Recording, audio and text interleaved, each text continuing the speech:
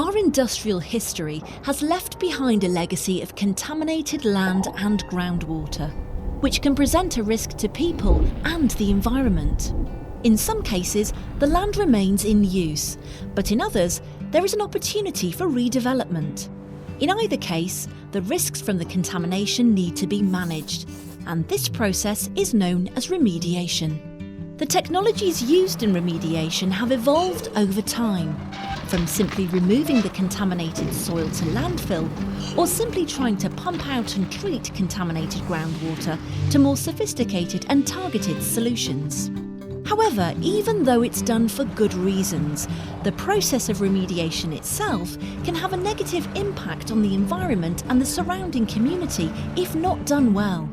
So the focus has now shifted to encouraging stakeholder input into shaping a solution that avoids unacceptable environmental, social and economic impacts and seeks more positive outcomes. This concept is known as sustainable remediation. Sustainable remediation has three key elements: environmental, economic and social, which all need to be in balance and the impact of each considered. Overall, the goals of remediation must seek to protect human health and the wider environment. Any approach needs to be based on sound science, using clear evidence and a transparent decision-making process. The safety of workers and the general public must also be fully taken into account, along with the views of different stakeholders. To make these choices, we need a way to understand or assess sustainability. SuRF UK has developed a guiding framework and a series of indicators which include environmental aspects encompassing soil, water and air, social aspects like the effect on health and communities, and economic aspects such as overall cost versus returns. Other effects that can be assessed include the impact on surrounding property values, be it detrimental or beneficial. It's also important to identify the circumstances that need to be considered in an assessment to ensure that options are compared on a like-for-like basis. Sometimes a solution can be shown to be sustainable using simple and basic methods of assessment.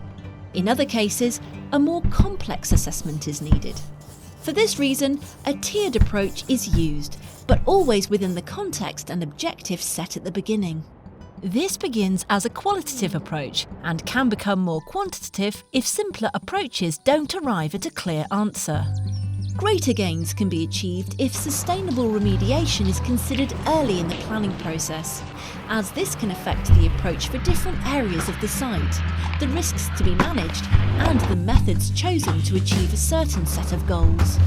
SuRF UK's framework for sustainable remediation and its supporting guidance is changing the face of remediation in the UK and helps shape a new ISO standard to support sustainable remediation around the world.